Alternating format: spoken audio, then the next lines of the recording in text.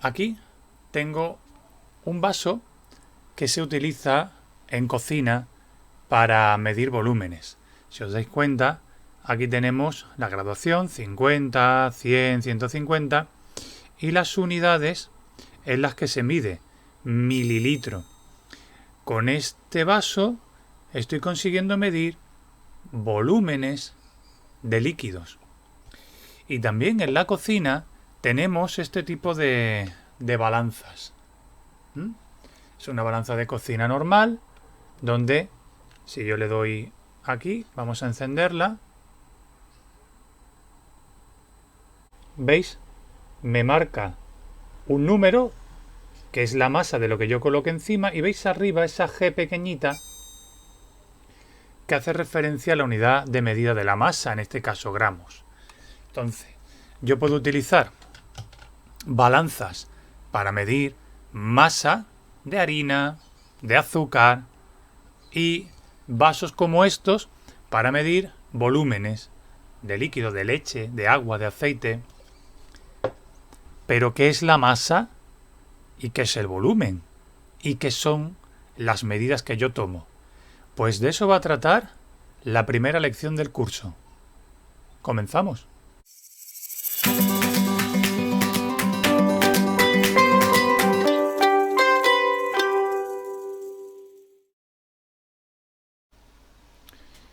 Pues aquí comienza nuestra primera unidad. La unidad se titula La materia y sus propiedades.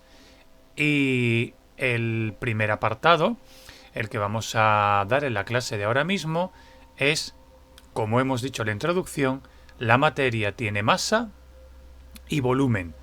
Pues vamos a empezar a repasar este tema. Bien, primero,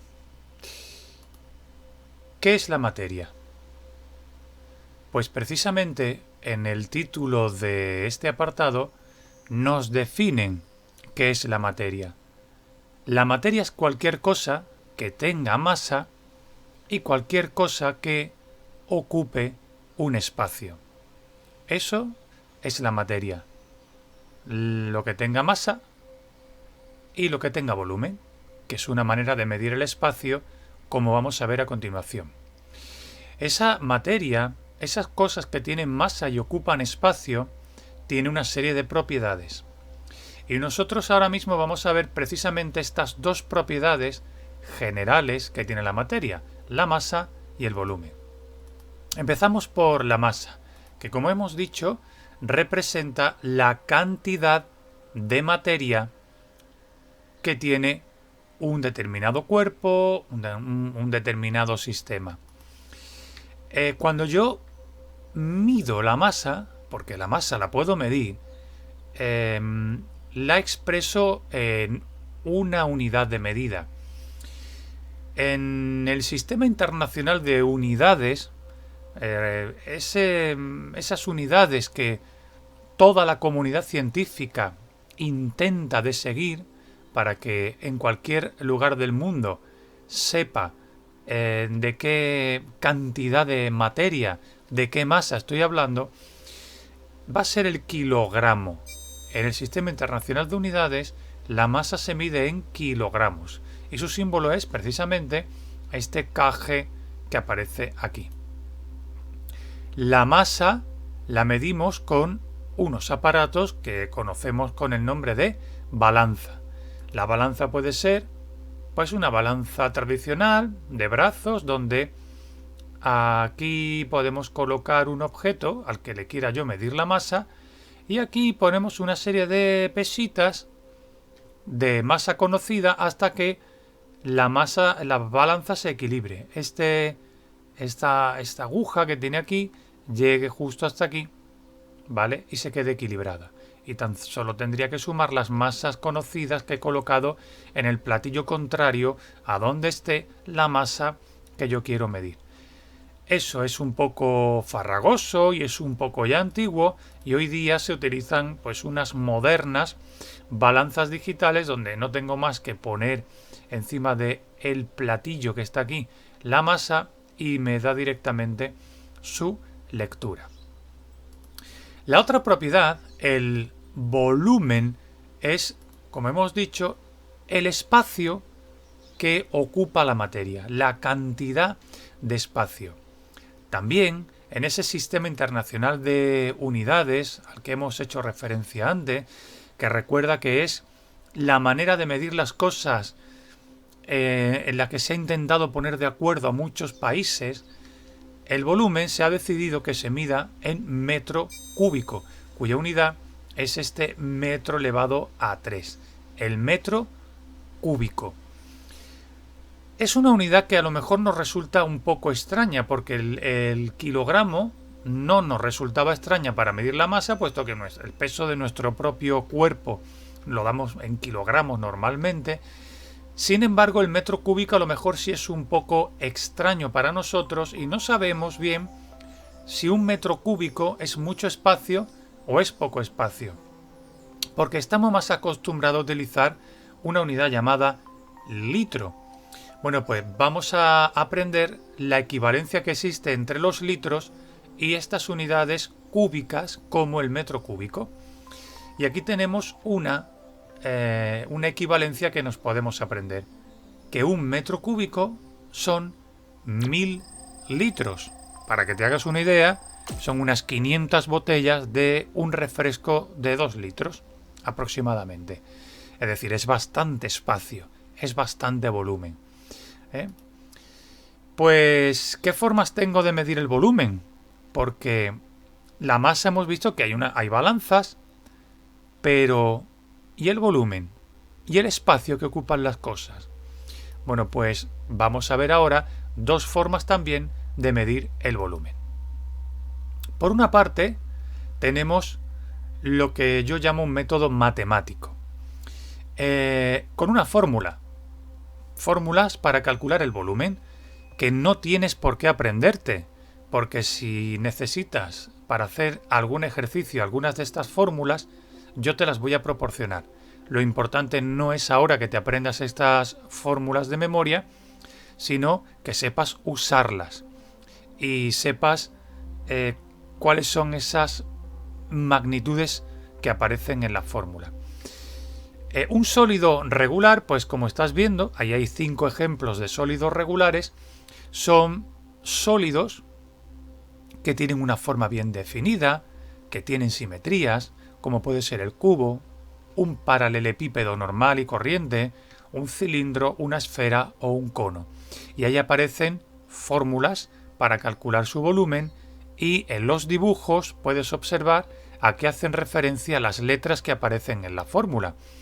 En el cubo, por ejemplo, esa L por L por L hace referencia a los 3 lados, a las 3 aristas del cubo que tienen la misma longitud. Por eso tienen todas la misma letra.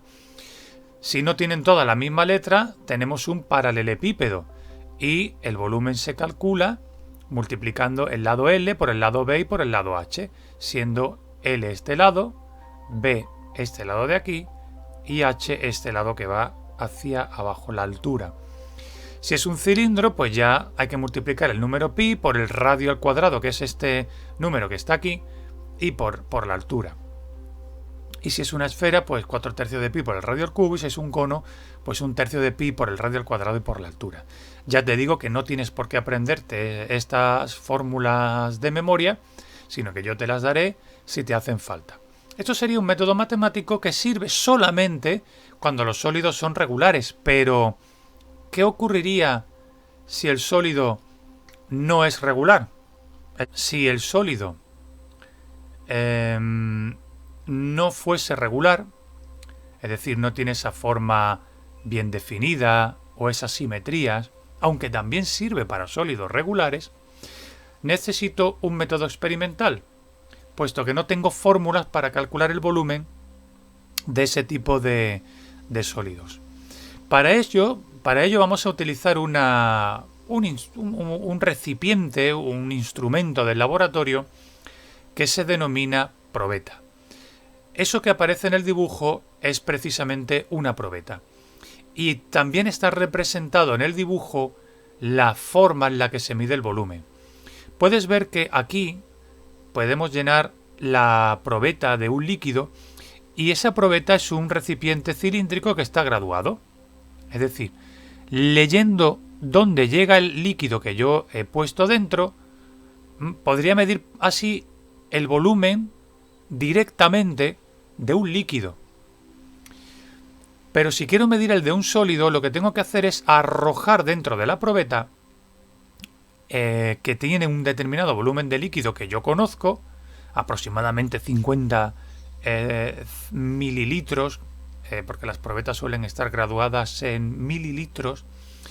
Yo arrojo un objeto como una piedra que es irregular, con cuidado para no romper la probeta porque suelen ser de vidrio, y observaría que el volumen asciende desde donde estaba sin el sólido una determinada altura.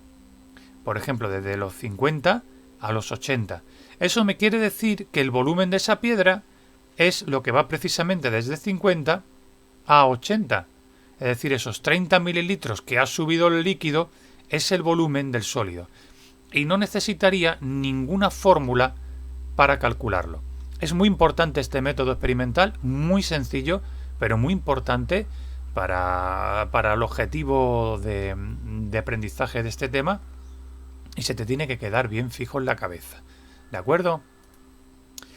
Una cosa importante es la lectura del volumen del líquido en la probeta. Fíjate en esta imagen. Hay dos posturas incorrectas, que es mirar el líquido por encima de donde está o mirarlo por debajo de donde está. Porque se tienen lecturas erróneas. Se ve o más bajo o más alto el líquido de lo que realmente está. Tienes que tener en cuenta que tienes que colocar tu vista justo a la altura del líquido. Tendrás que a lo mejor que ponerte en cuclillas para realizar esa medición. Si no, se comete un error que se llama error de paralaje y daría una lectura incorrecta y por lo tanto una medida del volumen incorrecta. Hay que tener mucho cuidado con ese detalle. Bien, una pregunta importante. ¿El aire pesa? ¿El aire tiene masa? Nosotros vivimos inmersos en aire. Y encima nuestra hay aire. Encima, delante, detrás, debajo. ¿Yo noto el peso del aire? Podíamos imaginarnos, para ver si el aire tiene masa o no, un experimento mental como este que aparece aquí. Imagínate que pesa un balón de fútbol deshinchado, eso me dará una masa, y que luego vamos insuflándole aire poquito a poco y viendo la masa del aire que he insuflado, conociendo el volumen de aire que estoy introduciendo, que lo puedo conocer, bueno, porque si en el bombín más o menos me da la carga de aire, el volumen de aire que se introduce con cada vez que acciono el bombín. Y hacemos una tabla como la que aparece aquí, el volumen de aire que se mete con el bombín y la masa del balón con el aire que yo voy introduciendo. Pues imagínate que hacemos ese experimento mental. Bien, imagínate que estos son los resultados, que el balón pesa 400 gramos cuando estaba vacío, con 1 litro de aire pesa 401,3 gramos, con 2 litros de aire pesará 402,6 y así sucesivamente hasta llegar a 4 litros de aire. ¿Qué se puede deducir de esto? Se puede deducir que si el balón vacío pesaba 400 y con aire pesa más, es que realmente el aire pesa y el aire tiene masa. Cada litro de aire, ¿cuánta masa tiene? Pues podemos ver que de no tener aire a tener 1 litro, la masa ha aumentado en 1,3 gramos. Otro litro la ha aumentado en otro 1,3. Otro litro la ha aumentado en otro 1,3 y el otro litro la ha aumentado en otro 1,3. Parece ser que cada litro de aire pesa 1,3 gramos aproximadamente. Por lo tanto, con este experimento vamos a concluir que el aire sí pesa. En concreto, cada litro de aire pesaría 1,3 gramos. No lo olvides, porque es un error muy común pensar que el aire, como no lo veo y a veces ni siquiera lo siento, no tiene masa. Pero tiene masa y ocupa volumen. Bueno, pues hasta aquí la primera clase del curso. Has aprendido ya lo que es la masa, cómo se mide y en qué unidades se expresa, por lo menos en el sistema internacional. Sabes lo que es el volumen, cómo se mide, cómo se expresa en unidades del sistema internacional y su equivalencia con alguna unidad conocida. Y también una cosa muy importante es que has aprendido que el aire que te rodea y que tienes encima tuya pesa y que tenemos un peso encima nuestra que, aunque no lo notes, está. No lo tienes que olvidar. Pues hasta la próxima clase. Recuerda estudiar y resolver tus dudas.